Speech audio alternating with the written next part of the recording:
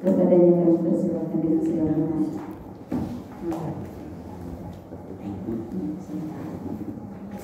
Bismillah.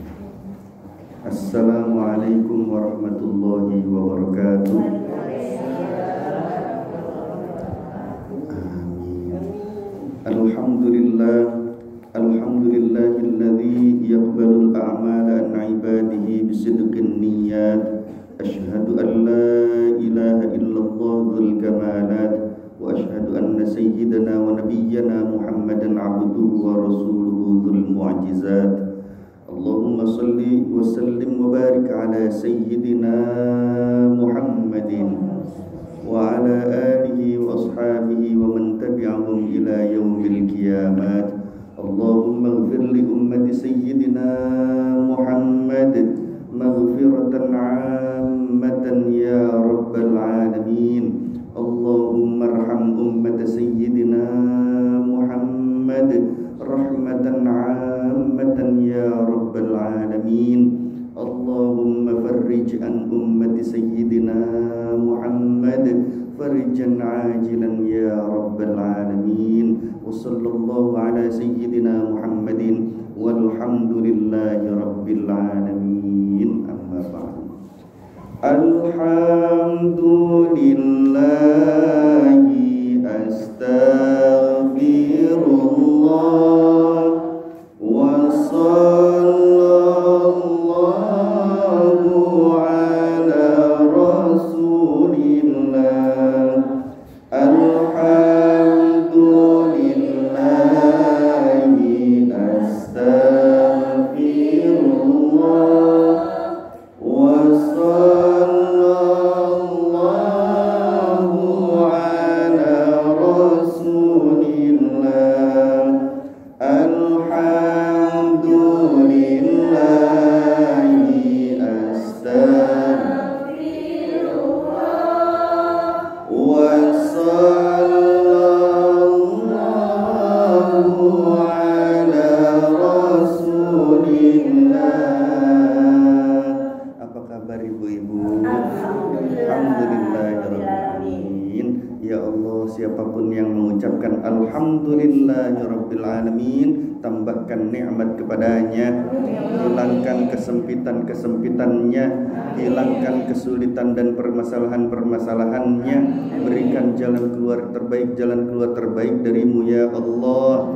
Tetapkan keimanannya, keislamannya, keistiqomahannya di dalam iman dan Islam, dan dapat berihsan di hadapan Allah Subhanahu wa ta'ala. Dan ya Allah, siapapun yang sedang kurang sehat-sehatkan ya Allah, terutama yang hadir dan mendengarkan majlis ta'lim ini ya Allah. Siapapun yang sedang membutuhkan sesuatu ya Allah, berikan apa yang dibutuhkannya ya Allah, terutama yang hadir di majlis ta'lim ini ya Allah. Duhai Allah, wafatkan kami dalam keadaan husnul khatimah. Amin ya rabbal alamin. Salawat yang indah, salam yang terbaik, semoga Allah selalu limpah curahkan kepada junjungan kita Nabi besar Muhammad sallallahu alaihi wasallam. Ibu-ibu yang hatinya selalu disucikan oleh Allah Subhanahu wa ta'ala. Sampai kita pada paragraf kedua halaman 15. Betul itu ya? Betul enggak? Wa qala Hamid al-Laffaf, itu ya? 1, 2, 3, 4. Baris kelima halaman 15. Baris kelima halaman 15, paragraf kedua. Bismillahirrahmanirrahim. Qala al-musannif rahimahullahu ta'ala wa nafa'ana bihi wa bi'ulumihi fid darain amin ya rabbal alamin. Bismillahirrahmanirrahim. Wa qala, dan berkata, wa qala, dan berkata, Hamid al-Laffafu, Hamid al-Laffafu, Hamid al-Laffaf.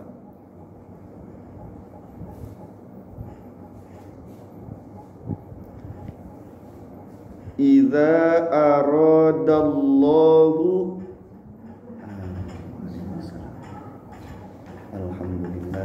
Jazakillah, jazakumullah ahsanul jazaa. Semoga rezekinya melimpah. Yang aminin juga ya Allah. Idza aradallahu, jika Allah berkehendak,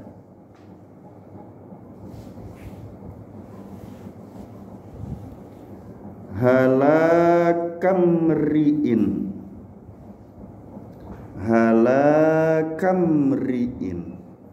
ri'in ya, hamzah yang di akhir itu kasrotain.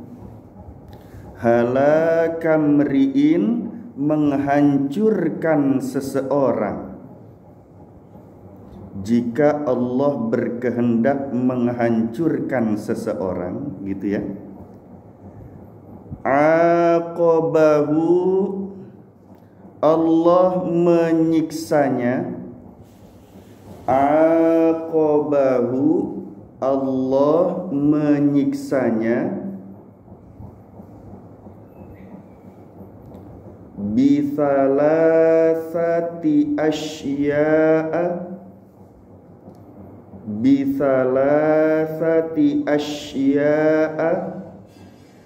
dengan 3 perkara.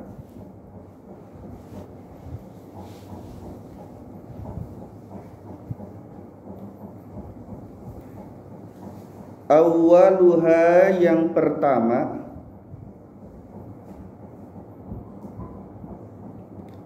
yarzuquhul ilma, yarzuquhul ilma,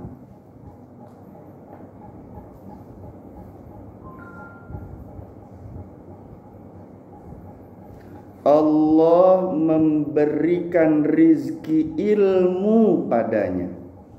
Panjang ya artinya. Allah memberikan rizki ilmu padanya. Yarzuquhul ilma, Allah memberikan rizki ilmu kepadanya. Wa yamna'uhu, dan mencegahnya. Wa yamna'uhu, dan mencegahnya.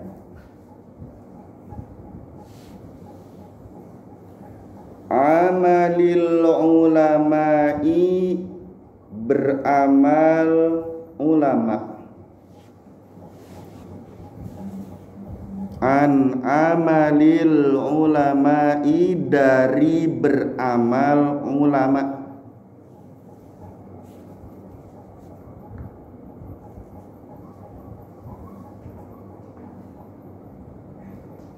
An amalil ulama'i, dari beramal ulama.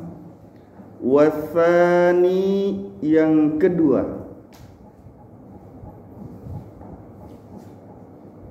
serem ya pelajarannya jika Allah ingin menghancurkan seseorang. Yarzuquhu, Allah memberinya rizki.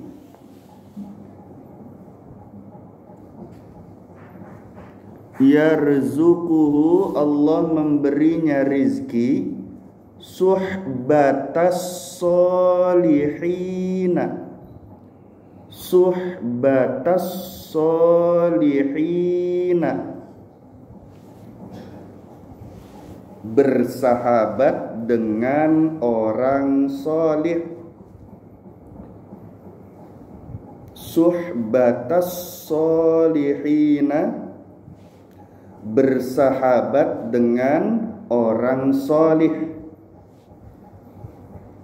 Wa yamna'uhu, sama dengan yang atas artinya, dan mencegahnya.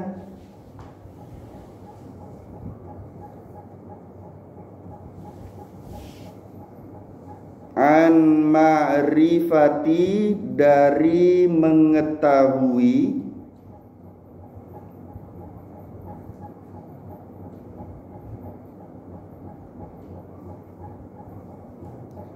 hukukihim, hak-hak orang soleh, hak-hak mereka, maksudnya hak-hak orang soleh. Hukukihim, hak-hak orang soleh. Watsalitsu, dan yang ketiga,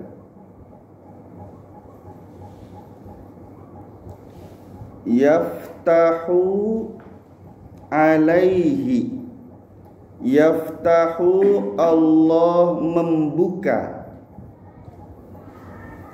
yaftahu Allah membuka, alaihi atasnya,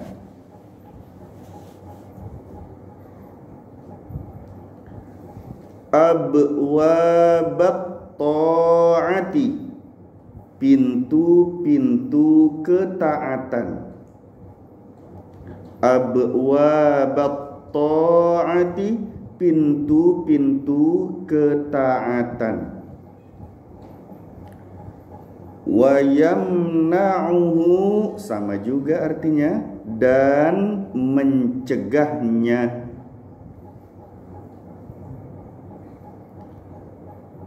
Min ikhlasil amali,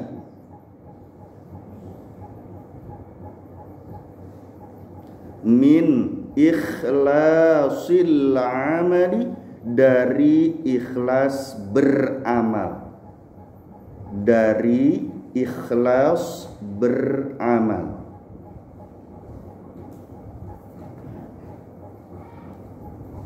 Saeutik deui nya, apa artinya itu? Sakedik deui. Apa bahasa Jawanya? Setitik maning. Itu mah kasar ya. Bahasa Inggrisnya apa? A little bit. Oke. We need to continue, oke? Ayo Bu Guru, terusin jangan. Qala, berkata al-faqihu, al-faqih. Di sini tuh al-faqih maksudnya pengarang kitab ya, ahli fikih di sini tuh yang mendalam pengetahuan dalam agamanya, maksudnya pengarang kitab ini. Qala, berkata al-faqihu, al-faqih. Rahimahullahu, semoga Allah merahmatinya. Rahimahullahu, semoga Allah merahmatinya.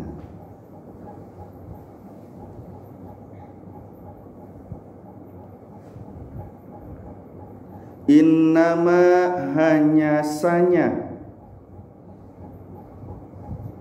KBRI itu apa ya? Kamus Besar Bahasa Indonesia.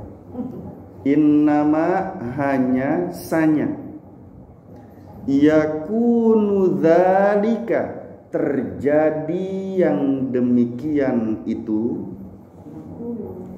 Yakunu dzalika, terjadi yang demikian itu.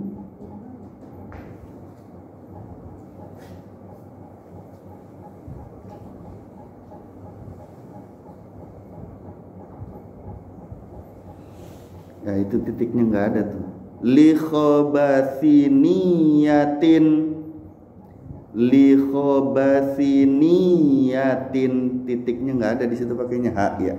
Harusnya pakai tak marbutoh, tak ciri perempuan, tak bulat. Li khabathi niyatin, karena buruk niat.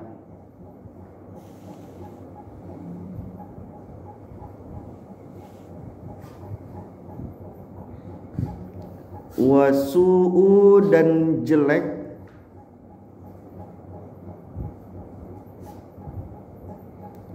Wasu'u, dan jelek. Sarirotihi,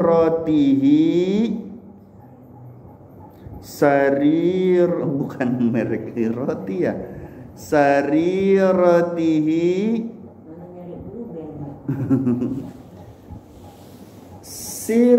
sirnya. Nah nanti kita jelasin. sirnya. Kalau satu sir bukan sarir, tapi sir saja. Kalau sarir, sirnya banyak. Ya, sirnya. Sariratihi, sirnya. Bukan sisir, sir. Ya. Li'annan niyata, karena sesungguhnya niat. Li'annan niyata, karena sesungguhnya niat. Lau kanat,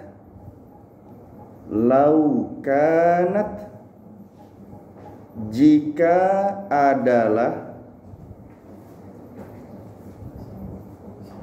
Lau kanat, jika adalah. Shahihatun, baik.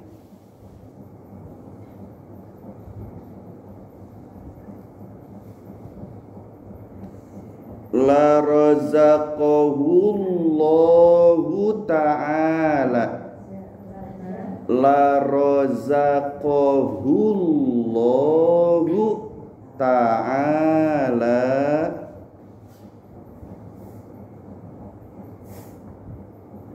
Pasti Allah Ta'ala memberi padanya rizki panjang. Pasti Allah Ta'ala memberi padanya rizki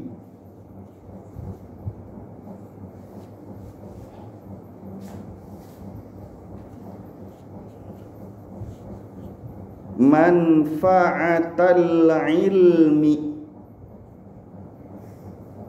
manfaat ilmu, manfaatal ilmi. Mau diikhfain juga boleh, manfaatal ilmi. Kalau baca Quran harus ikhfa, tapi kalau baca kitab nggak apa-apa. Ya, manfaatal ilmi, manfaat ilmu. Wal ikhlas, dan ikhlas.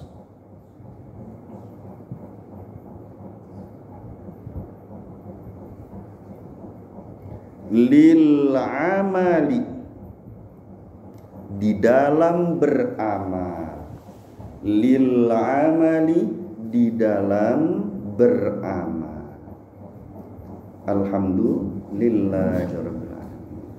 Kita baca bersama-sama. Bismillahirrahmanirrahim. Wa qala, dan Hamid al-Laffafu, Hamid al-Laffaf. Idza aradallahu, jika Allah. Halakamri'in, menghancurkan. Aqabahu, Allah bithalasati asya'a, dengan 3. Awwaluha, yang pertama. Yarzuquhu ilma, Allah memberi. Wa yamna'uhu, dan mencegahnya. An amalil ulama'i, dari amal ulama. Wasani, yang yarzuquhu, Allah memberi. Suhbatas solihina, dengan. Wa yamna'uhu, dan mencegahnya. An ma'rifati, dari hukukihim, hak orang soleh. Watsalitsu, yang ketiga. Yaftahu, Allah alaihi, atasnya. Abwabat ta'ati, pintu ketaatan, wa yamna'uhu dan min ikhlasil amali dari ikhlas. Qala al-faqihu al-faqih rahimahullahu, semoga Allah innama hanya sanya yakunu dzalika terjadi yang demikian itu li khabati niyatin karena buruk, wasu'u dan jelek, sariratihi sir-sirnya, li annan niyata karena sesungguhnya niat, laukanat jika adalah sahihatun baik, la razaqahullahu ta'ala Allah pasti Allah ta'ala memberi rizki manfaatal ilmi, manfaat ilmu, wal ikhlasa dan ikhlas, lil di dalam alhamdulillah. Ibu-ibu yang selalu disayang Allah Subhanahu wa taala, pada kesempatan kali ini pengarang kitab menukil perkataan dari seorang ulama besar yaitu Syekh Hamid Al-Laffaf. Beliau itu berkata, jika Allah menghendaki, jika Allah menginginkan agar seseorang itu hancur, maka Allah menyiksa dengan 3 perkara. Semoga kita tidak tergolong di dalamnya. Amin ya rabbal. Kalau Allah pengen seseorang itu hancur, seseorang itu tidak selamat, maka Allah akan menyiksa dengan 3 perkara. Yang pertama, Allah kasih rizki kepadanya ilmu. Kasih dia ilmu pengetahuan yang banyak. Ilmu-ilmu yang banyak itu, tapi Allah cegah dirinya dari beramal ulama.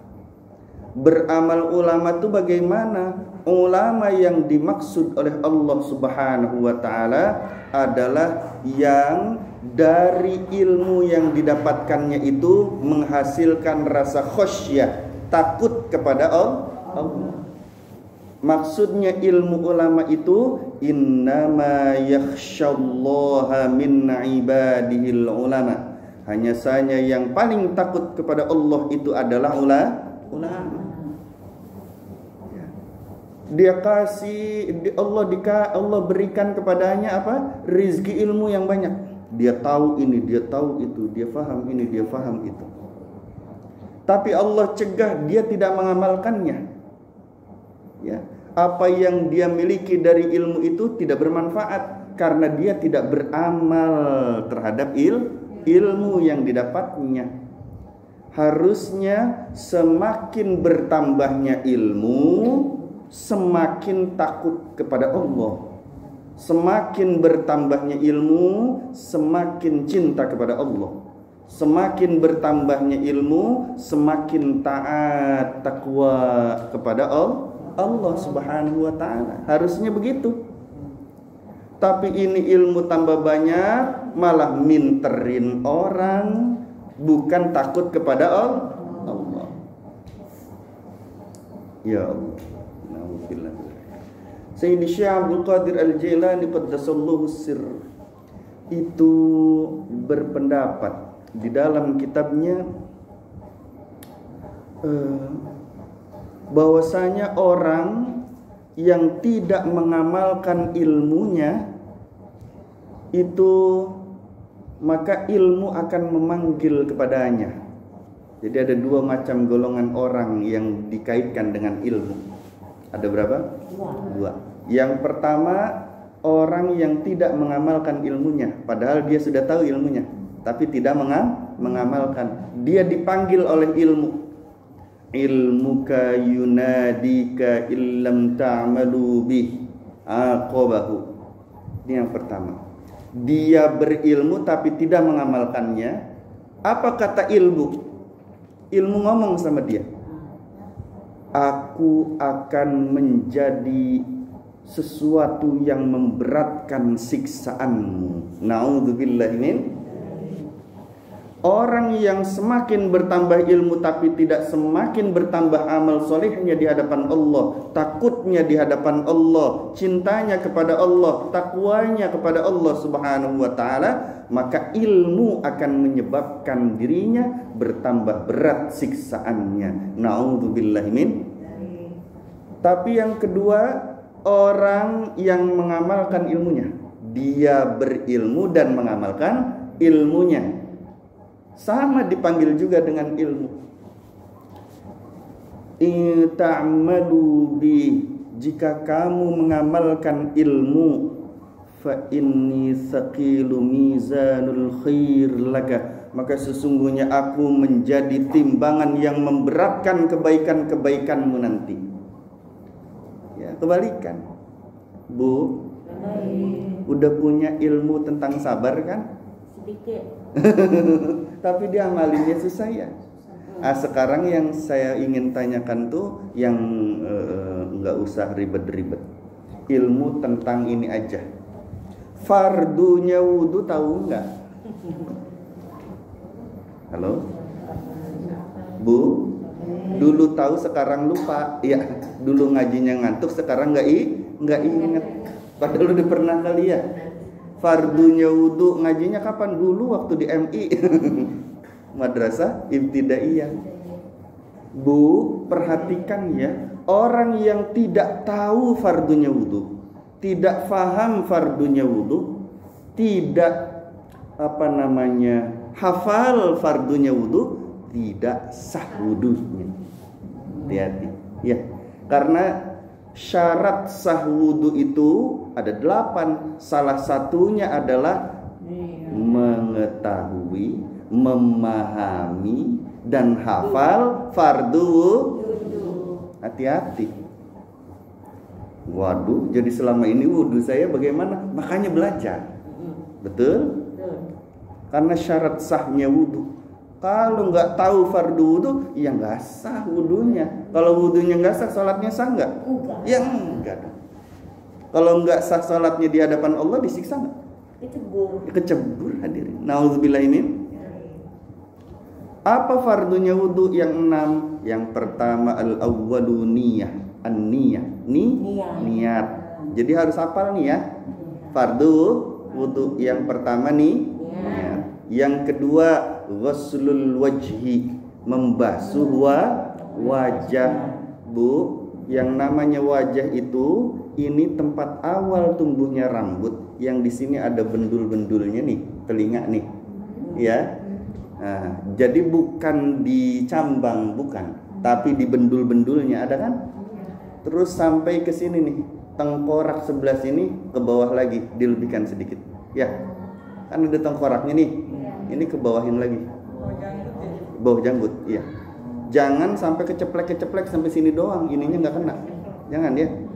Apa sih keceplek? Bu. Yang pertama nih. Yang kedua, ini air ditampung.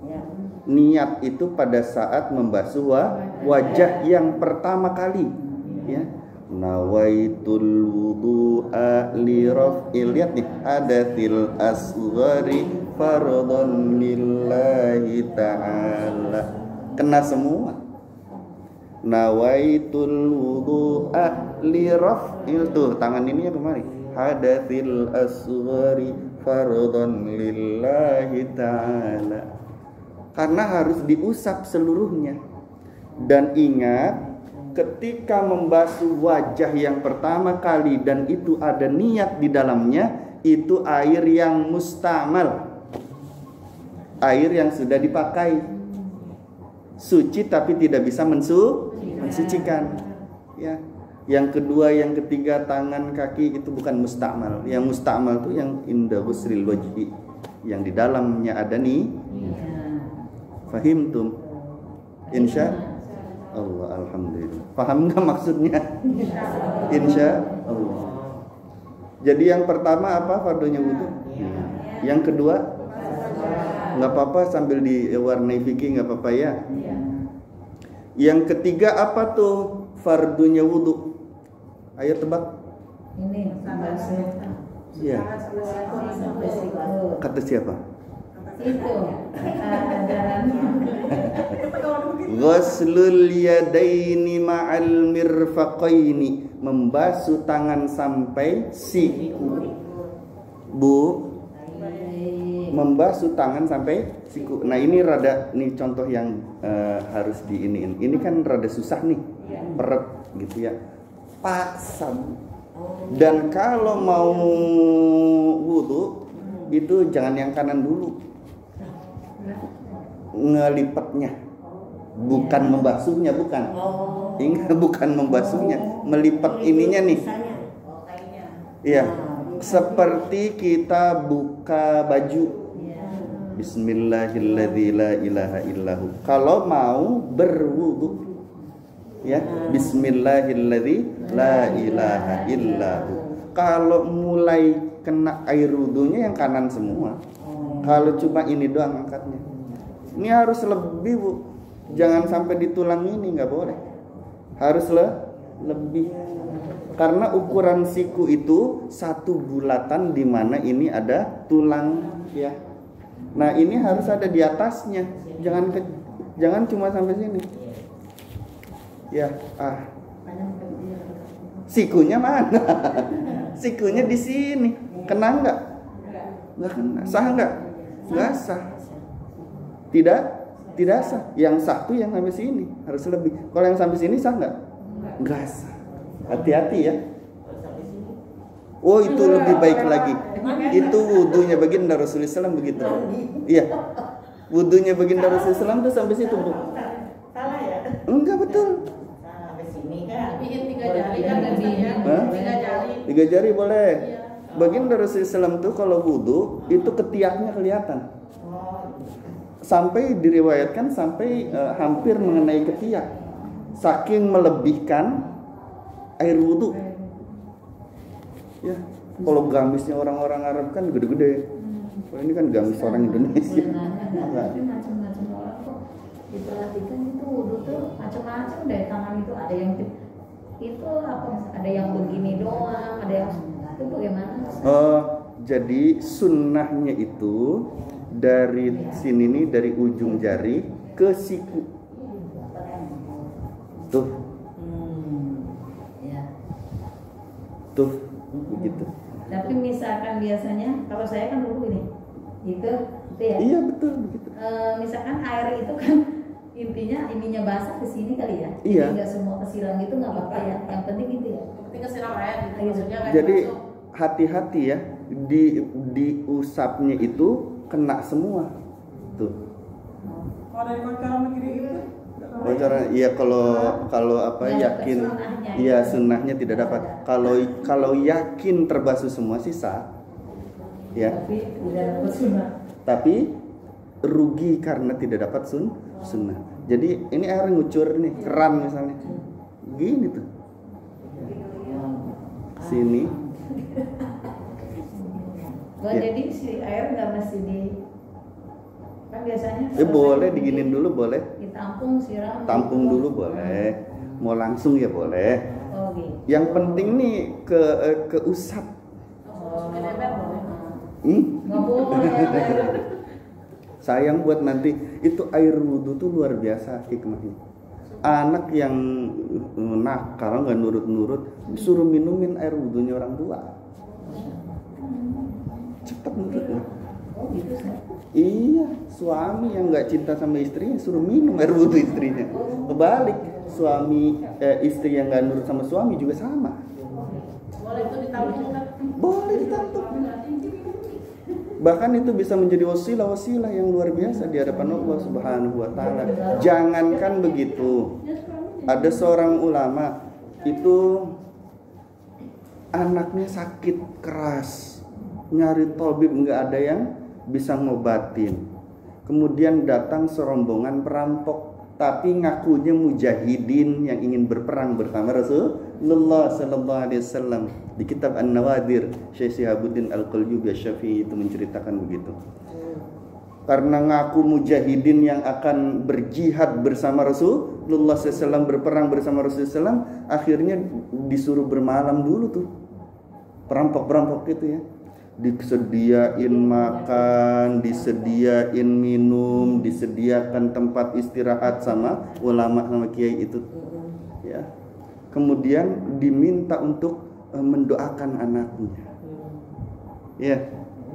Sampai air bekas minum mereka itu dikumpulin sama kiai itu, dikumpulin, dibalurin. Ya Allah, kami bertawassul dengan air para mujahid-mujahid yang akan berperang di jalan-Mu ya Allah. Kami bertawassul agar anak kami sembuh. Tadinya lumpuh total sebadan jadi sembuh. Pas pulang dari ngerampok itu bilangnya ghanimah. Ini hasil harta rampasan perang, itu namanya ghanimah.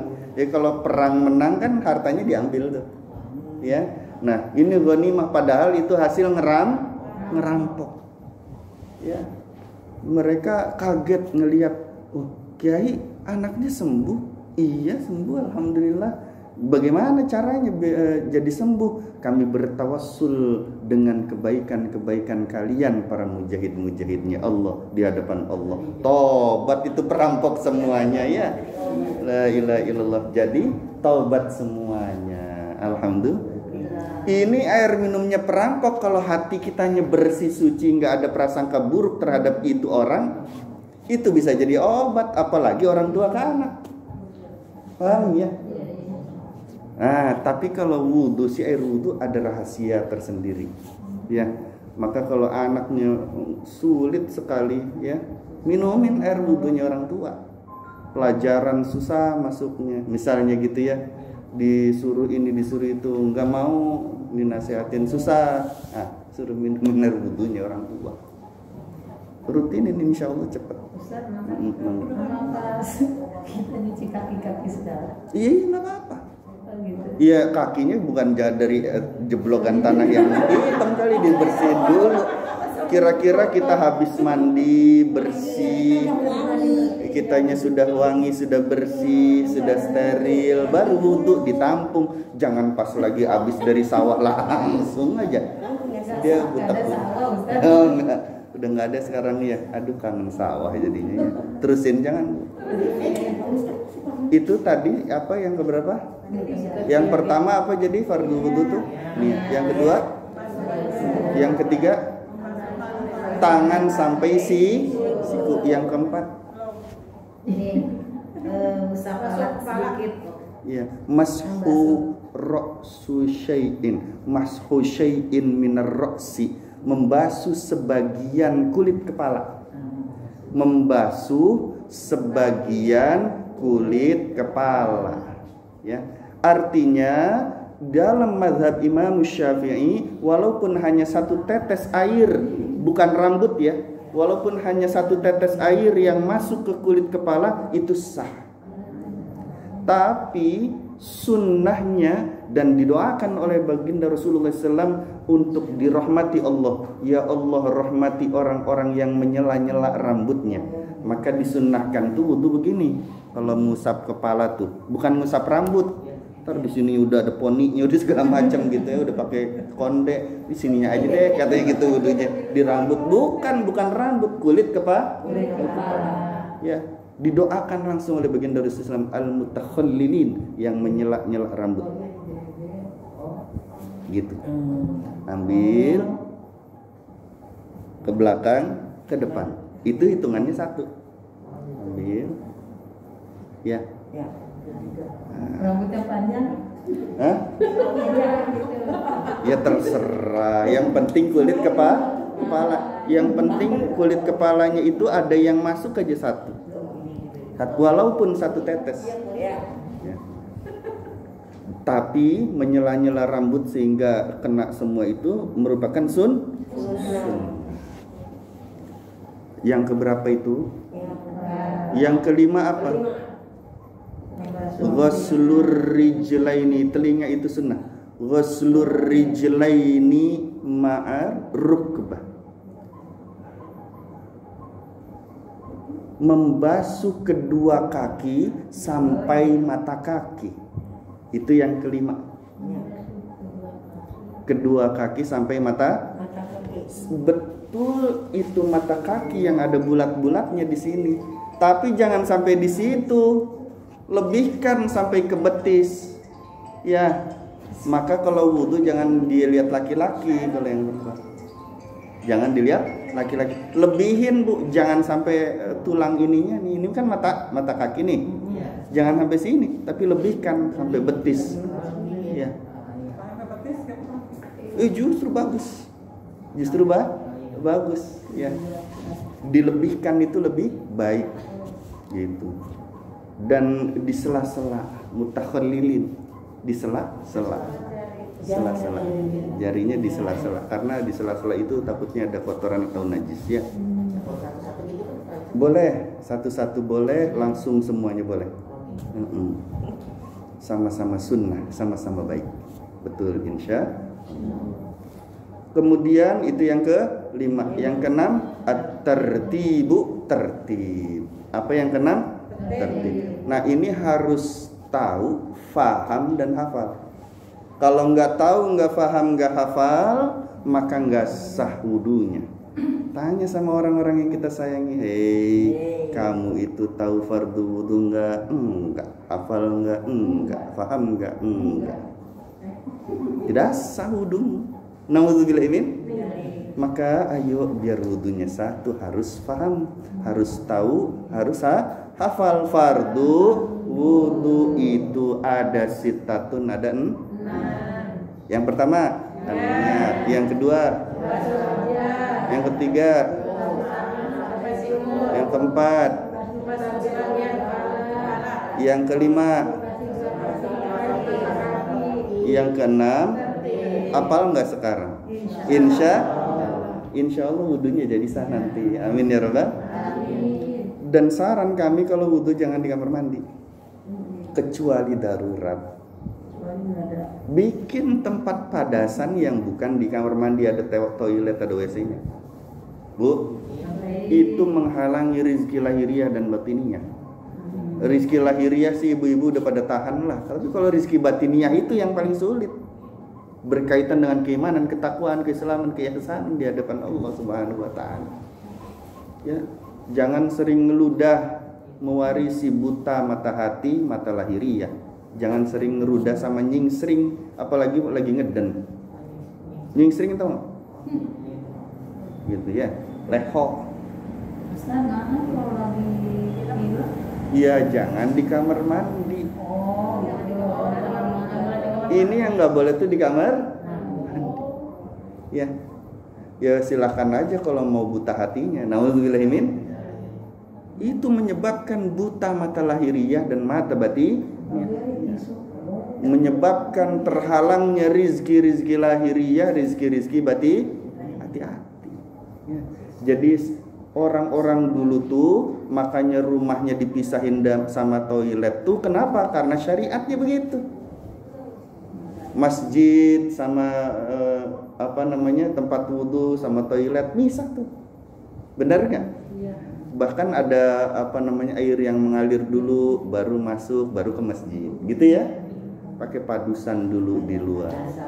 Padusan ya itu ya, sama-sama ya, padasan ya, yang dari kendi gede tuh ada karetnya gitu. Betul? Iya. Kenapa begitu? Karena memang kamar mandi itu potensinya besar untuk seseorang itu terhambat rezekinya. Nauzubillah min. Ya. Nah itu, jadi kalau udah tahu ilmunya nih harusnya ngapain? Biar diamalin. Harus ada keinginan. Maka Syekh Abdul Qadir Al-Jilani melanjutkan, kalau kalian menerima ilmu dari manapun, informasi apapun yang berkaitan dengan ilmu-ilmu, baik itu syariat, hakikat thariqah, ketauhidan, akidah dan yang lainnya, maka hadirkan di dalam hati keinginan di hadapan Allah untuk mengamalkannya. Paling enggak dihadirkan dulu keinginannya. Bu, habis ngaji nih, udah tahu begitu, oh begitu doang, ya udah. Enggak ada keinginan untuk mengamalkannya. Udah tahu nih misalnya, oh wudu tuh didoakan oleh baginda Rasulullah SAW kalau menyela-nyela rambut itu didoakan oleh Rasulullah agar dirahmati Allah. Ya, udah tahu begitu aja. Tapi hatinya nggak ngomong. Ya Allah, hamba sangat berkeinginan menjalankan hidayah ilmu darimu lillahi ta'ala. Maka ya Allah anugerahkan kemampuan dan kekuatan, karena sungguhnya hamba ini tidak mampu. Kalau kita berkata sikap hatinya demikian, berprinsip setiap kali mendapatkan informasi keilmuan, kita hatinya begitu, maka kita akan diberikan kemampuan oleh Allah Subhanahu wa taala untuk mengamalkan al-ilmu bila amalin kasyajarin bila thamarin. Ilmu tanpa diamalkan itu seperti pohon, nggak ada buahnya, nggak manfaat. Ya, jadi kalau Allah ingin menghancurkan seseorang, Allah kasih dia banyak ilmu, tapi Allah cegah dia untuk mengamalkannya. Bagaimana caranya agar tidak demikian? Hadirkan keinginan setiap kali mendapatkan informasi keilmuan. Ya Allah, hamba ingin mengamalkan ilmu itu, hidayah ilmu itu lillahi ta'ala. Terus minta tolong sama Allah. Paham ya? Tapi kalau nggak pernah begitu, pantesan ilmu dari dulu udah banyak, sholat masih males juga. Ya, udah tahu bahwa orang yang ada di neraka sakor tuh orang buat yang ninggalin sholat. Udah tahu kalau misalnya ancamannya fawailul lil musallin. Ya, udah tahu yang begitu-begitunya tuh, ilmunya sudah banyak. Datang saja azan malas tetap sholatnya. Betul? Kenapa? Karena tidak ada prinsip dan sikap hati, berkeinginan dan berniat, berazam untuk melakukannya. Bu, baik. Ini kan udah tahu nih tadi ini. Langsung hatinya ngomong sama Allah. Ya Allah, pengen didoain baginda Rasulullah SAW dapat rahmat darimu ya Allah. Kan begitu. Maka nanti insya Allah kalau wudhu saya akan mutakhallilin. Ya, apa itu? Menyela-nyela rambut. Kayak tadi. Betul? Insya hadirkan itu ya. Biar kita tergolong orang-orang yang tidak dihancurkan. Amin ya rabbal. Allahumma sayyiban nafi'an, Allahumma sayyiban nafi'an, Allahumma sayyiban nafi'an. Alhamdulillahilladzi mutirna bifadlihi wa rahmatihi. Amin ya rabbal. Itu kalau hujan begitu doanya. Allahumma sayyiban nafi'an, ya Allah berikanlah kami hujan yang bermanfaat. Alhamdulillahilladzi mutirna bifadlihi wa rahmatihi. Alhamdulillah segala puji hanya milik Allah, alladzi yang mutirna memberikan hujan kepada kami, bifadlihi dengan karunia-Nya, wa rahmatihi dan rahmatnya Allah. Amin ya rabbal. Yang kedua, Allah kasih rizki bersahabat sama orang soleh, tapi Allah mencegah dirinya untuk mengetahui hakikat hak-haknya orang-orang soleh. Apa haknya orang soleh? Apa haknya orang soleh? Bu? Halo? Tombo ati iku ono liman per kaping pisan mojo Quran sama nani kaping pindo salat wengi lakonono kaping telu zikir ingkang suwe kaping papat weteng ira ingkang luwe kaping 5. Halo? Lupa ya? Salah satu obatnya hati itu adalah kita bersama, bersahabat, berteman, duduk semajlis dengan orang soleh. Ya. Dengan orang soleh itu kita ambil manfaat dari mereka. Ya.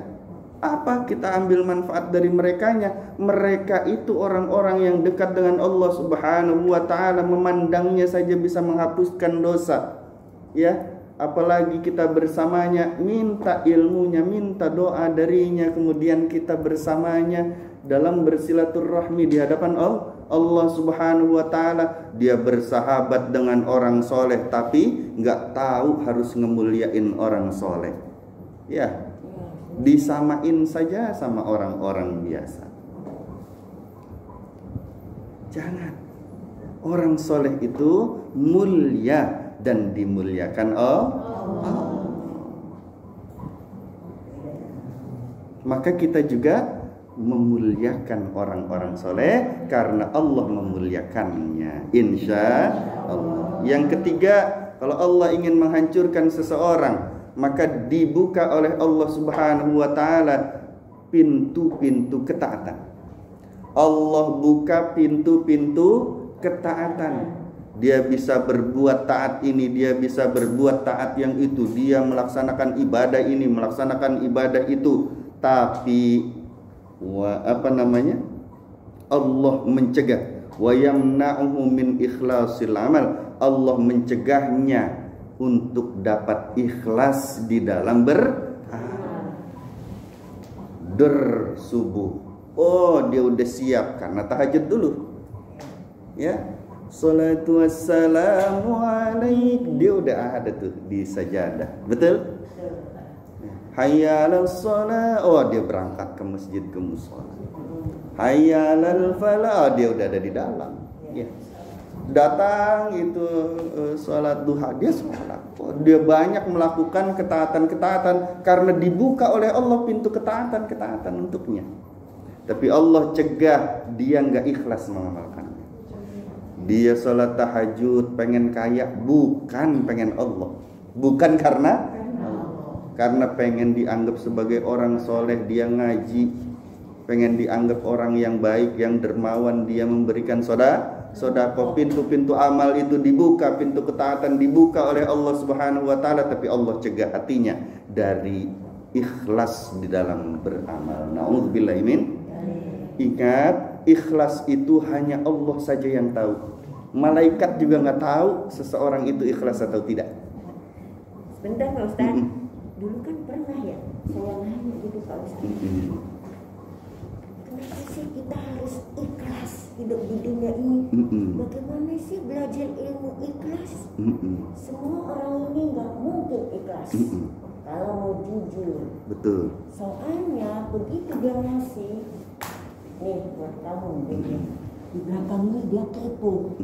Dia bilang dia udah ngasih sama dia. Itu ikhlas enggak? Enggak kan? Supaya ikhlas kita harus punya apa? Yang pertama berdoa, yang kedua itu susah begitu Ustaz, diomongin. Ya, intinya jangan dibilang-bilang. Repot. ya. Tapi jangan juga menuduh yang bilang-bilang dirinya ikhlas itu tidak ikhlas ya. Karena kita ada kisah juga waktu itu, ya. Dikisahkan bahwasanya ada orang yang dia beramal, kemudian diketahui amalnya, kemudian dia merasa senang karena diketahui amalnya oleh orang lain, bertanya kepada baginda Rasulullah SAW, bagaimana kamu dapat 2 ganjarannya? Yang satu karena berdakwah melalui sedekah atau beramal itu, melaksanakan ibadah itu, ya, karena diketahui orang kan, dia jadi berdakwah. Ya, yang kedua sebenarnya kamu tidak ingin diketahui oleh manusia, tapi ternyata diketahui. Ya, itu tetap beribadahnya ikhlas di hadapan Allah. Maka golongan ikhlas itu macam-macam nanti. Ya. Ustaz, terus maaf, kayak model kita mau ngaji kan, seumpama kita udah niat sama Allah itu belum termasuk ikhlas atau bagaimana? Niat minta niat ibadah karena Allah bisa membaca Quran itu belum termasuk ikhlas. Kalau yang sifatnya sir batiniyah, insya Allah nanti kita lihat di area mana dia berkata itu, ya. Nah, kalau niatnya betul-betul lillahi ta'ala, insya Allah selama melakukan ibadah ngaji misalnya, menuntut ilmu, itu dianggap ikhlas oleh Allah Subhanahu wa ta'ala. Maka awalnya untuk memperoleh keikhlasan, niatnya dulu yang benar di hadapan Allah. Karena itu pintu gerbang ketauhidan, pintu gerbang keikhlasan, pintu gerbang keimanan, keakidahan, dan kemakrifatan menurut Syekh Abdul Qadir Jailani. Sekarang begini Pak Ustaz, ilmu tanpa iman, iman tanpa ilmu, dua golongan manusia. Kamu berilmu, tapi kamu nggak beriman, dari mana dia tahu? Iya. Fakullu man bi ghairi ilmin ya'malu amaluhu mardudatun la tuqbalu. Semua orang yang mengamalkan ilmu walaupun dia beriman. Ya. Fakullu man bi ghairi ilmin. Dia iman tapi nggak berilmu. Amaluhu mardudatun la tuqbalu. Amalnya ditolak oleh Allah, nggak diterima. Ya. Halo? Tapi kita jangan menjustifikasi orang itu aja. Betul. Kita lihat ke diri kita. Paham ya? Orang itu beriman tapi kok dia tidak amalkan itu ilmu, ya, atau dia tidak berilmu. Ya. Dia iman, percaya sama Allah Subhanahu wa taala, ya. Misalnya, coba Pak Ustaz, misalnya bagaimana Pak Ustaz? Misalnya dia beriman kepada Allah, buktinya apa? Buktinya dia sholat di musola. Tandanya dia percaya sama Allah, dia sholat. Ya, artinya ada iman. Tapi sholatnya nggak pakai ilmu. Harusnya takbir itu Allahu Akbar, ini Allahu Akbar. Itu nggak pakai ilmu namanya. Harusnya tangan itu kemari atau kemari, dia bagaimana? Lagi sholat. Namanya beriman tapi tidak berilmu. Amaluhu mardudatun la tuqbalu. Na'udzubillahi min. Amalnya ditolak, Allah nggak diterima. Paham ya? Insya Allah. Maka Al-Faqih pengarang kitab itu berkata, semoga Allah merahmatinya, hanya saja yang demikian itu akan terjadi. Apa artinya yang demikian itu akan terjadi? Kehancuran itu akan terjadi. Karena apa? Karena buruknya niat dan buruknya atau jeleknya sirnya. Apa tuh sir? Sir itu rahasia, bukan sir gobang gosir. Sir itu rahasia yang terdalam dalam hatinya. Kita seringkali membahas lapisan-lapisan hati, ya. Lapisan paling luar sodrun, tempatnya Islam. Lapisan kedua namanya kolbun, tempatnya iman. Lapisan ketiga namanya fuadun, tempatnya ihsan. Lapisan keempat ada lubun, tempatnya di situ sir dan ruh. Di lubun hati yang paling dalam tuh sir namanya. Ada rahasia cuma dirinya dan Allah saja yang tahu. Malaikat tuh cuma bisa sampai area kolbun, area hati lapis kedua. Kita pernah bahas ini kok, insya. Ya, artinya Allah Subhanahu wa ta'ala itu memandang hati, bukan cuma amalan-amalan lahiriah. Maka amalan-amalan lahiriah tidak akan sah kalau tanpa amalan-amalan batiniyah. Tapi jangan juga berkata udah hatinya saja yang beramal, lahiriahnya tidak usah, nggak boleh juga. Ya. Karena orang akan diberikan kefahaman terhadap zat Allah, pengenalan terhadap Allah, terhadap perilaku dan asma Allah, itu kalau dirinya menjalankan syariat dulu, baru Allah kasih ilmu yang selanjutnya, ilmu tentang mengenal Allah. Paham enggak? Dan nggak boleh itu karena Allah kan memandang hatinya, sudah eling saja dalam hati, nggak usah pakai takbir, salam, ruku segala macam. Boleh nggak? Nggak boleh. Ya, baginda Rasulullah SAW itu paling tinggi-tingginya orang yang bertauhid, paling beriman, paling bertakwa, tapi sholat kakinya sampai bengkak-bengkak. Betul nggak? Artinya syariatnya akan bertambah kalau imannya bertambah, kalau takwanya bertambah, kalau dirinya, hatinya itu betul-betul menghadap kepada Allah, ya, maka syariat pasti akan dilaksanakan lebih giat lagi. Cirinya orang hatinya dekat dengan Allah, dia akan lebih taat kepada Allah Subhanahu wa Ta'ala. Paham ya? Insya Pak Ustadz, nih kalimatnya bagus nih. apa tuh? Tapi kita nggak ngerti. Hanya saja terjadi yang demikian itu. Nah, itu aja.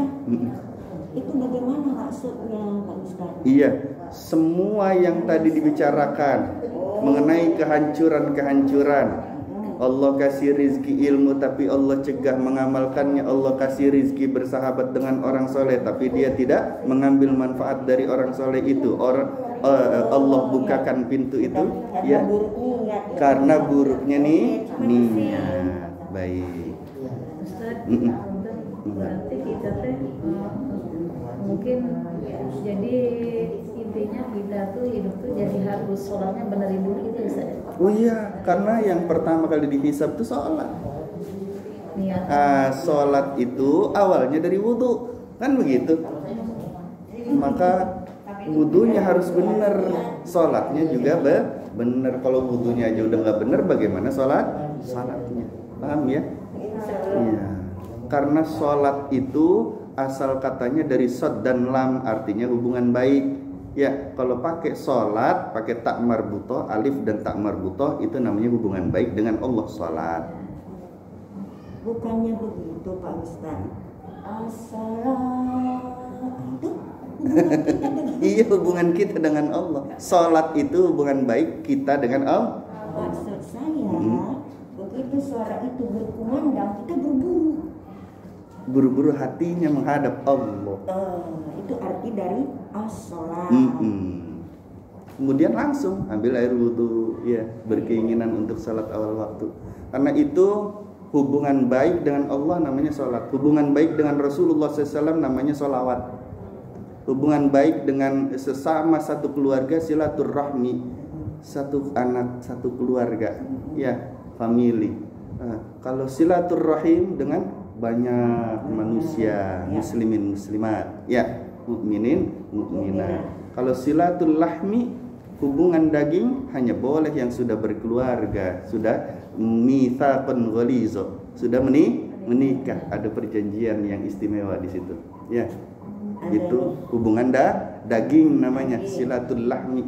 Itu ibadah yang luar biasa juga di hadapan Allah Subhanahu wa Ta'ala, tapi harus melalui proses pernikahan dahulu.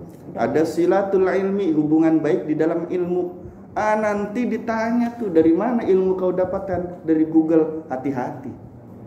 Sekarang itu sudah ada agama yang menyembah Google.